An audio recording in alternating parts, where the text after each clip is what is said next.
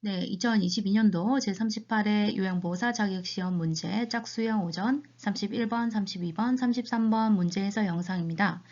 자, 원래 이 영상은요, 제가 영상을 만들기 시작한 거는 제가 공부할 때 어르신이 좀 공부를 도와달라고 해서 코로나도 심하고 해서 제가 가질 못하니까 천천히 영상을 만들어서 참고하시라고 만든 게 시초였습니다. 때문에 앞전 영상들 많이 보시면은 차분하게 조금 천천히 읽어드리는 이유가 나이가 드신, 연세가 드신 분들, 그리고 조금 나이가 있는 중년분들께서 참고하시면 좋겠다는 취지에서 천천히 읽어드리는 부분이 많았는데 지금 뒤로 갈수록 제가 마음이 바빠져서 속도가 좀 빠르다는 거 참고해 주시기 바랍니다. 자, 저는 이미 시험을 끝냈고요. 자격증도 땄는데 그분들을 위해서 하던 게 있던지라 놓지를 못하겠더라고요. 그래서 조금이나마 도움이 되고자 영상을 만드니까요. 꼭 참고하셔서 제 노력에 부응해 주시길 바랍니다.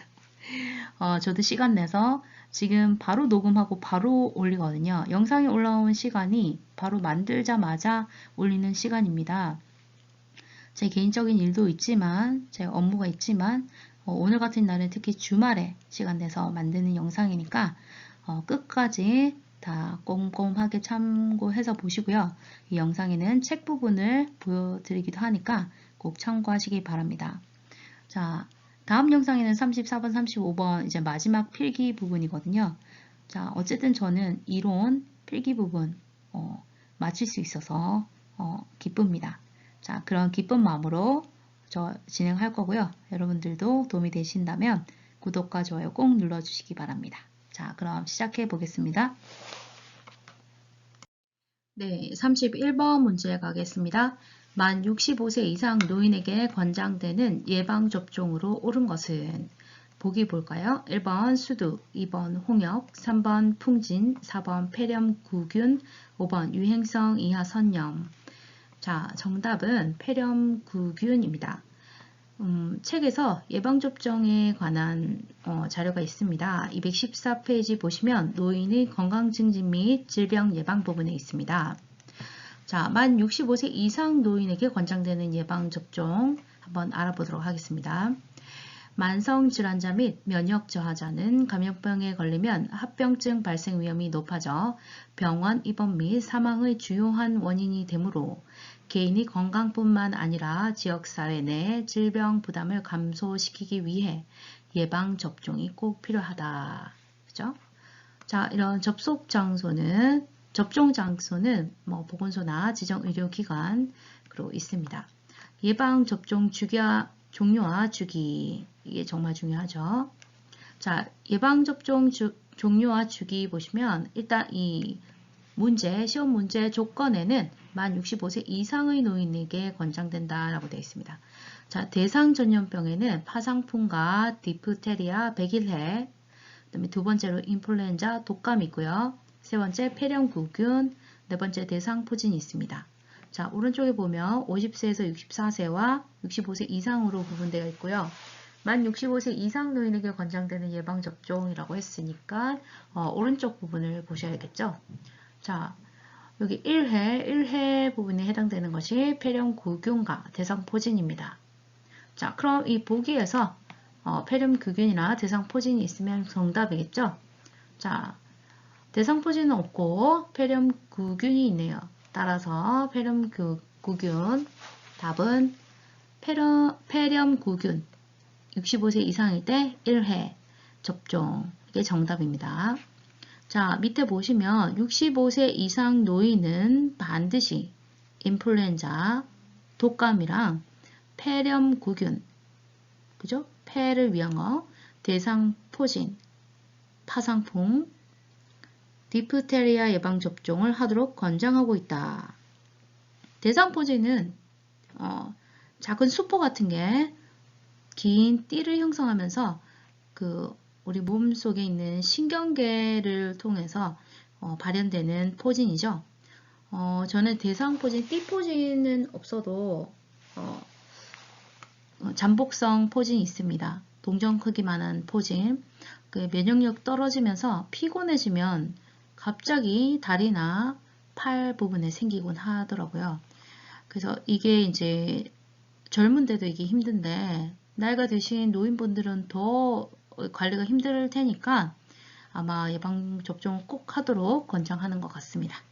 자, 65세 이상 노인이 반드시 접종해야 하는 것은 인플루엔자, 폐렴구균, 대상포진, 타상풍, 디프테리아 꼭 기억하시기 바랍니다.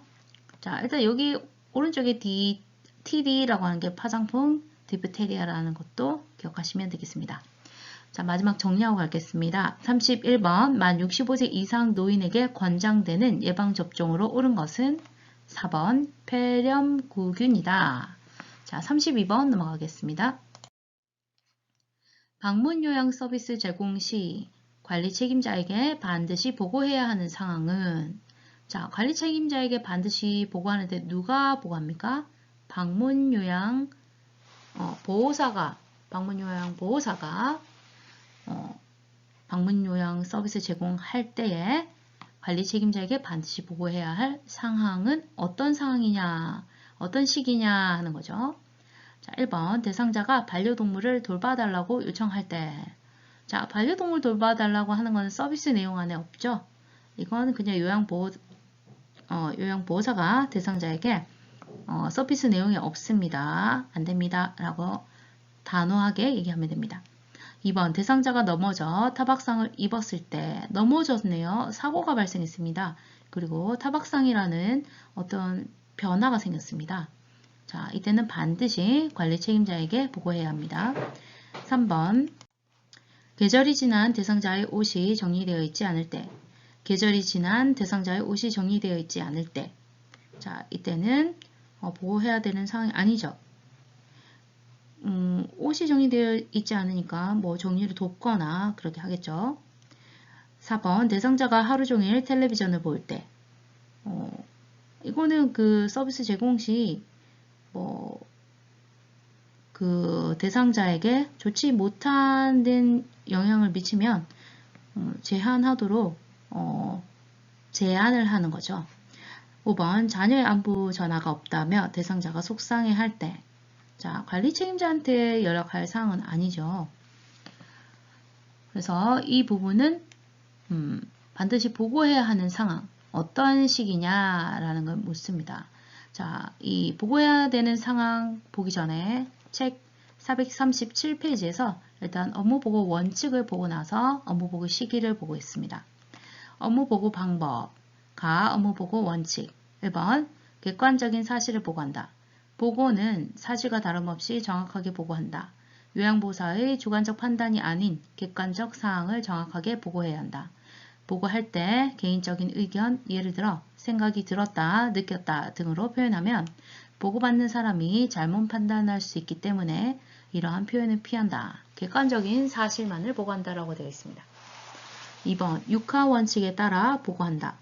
보고는 기록과 마찬가지로 필요한 사항을 빠뜨리지 않는 것이 중요하기 때문에 보고할 때도 육하 원칙, 누가 언제 어디서 무엇을 왜 하였는지에 따라 보고하고 보고서를 작성할 때도 마찬가지이다.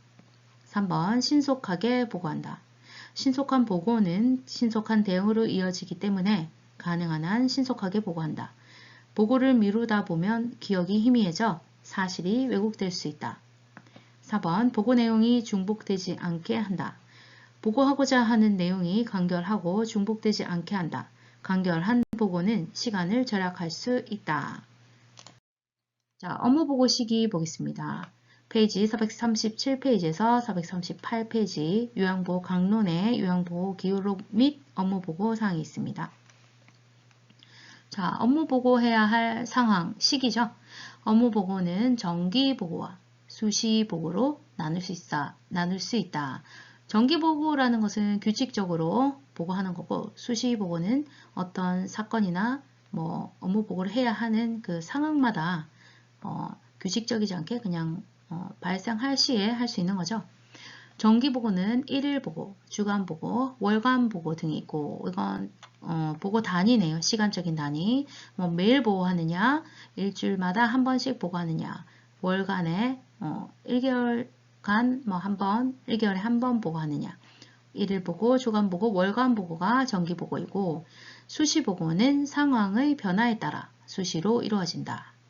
요양보호사는 정기적인 업무 보고를 포함하여 다음과 같은 상황에서는 반드시 기관에 보고해야 한다. 자, 다음과 같은 상황에서 반드시 기관에 보고한다. 자, 상황이 나왔죠? 1번, 대상자의 상태에 변화가 있을 때 대상자의 상태를 관찰하면서 서비스를 제공하여야 하며 대상자의 상태가 평상시와 다를 때는 관리 책임자와 가족에게 신속하게 보고한다. 보기 2번 보시면 타박상을 입었다 하는 것은 아무렇지 않았는데 타박상을 몸에 입어서 몸 상태가 변한 거죠. 이때도 신속하게 보고한다. 입니다. 2번 서비스를 추가하거나 변경할 필요가 있을 때 계획된 서비스 외에 추가적인 서비스가 필요하거나 서비스를 변경할 때는 관리 책임자에게 보고한다. 또한 대상자와 가족으로부터 그러한 요청이 있을 때도 보고한다 라고 되어 있습니다.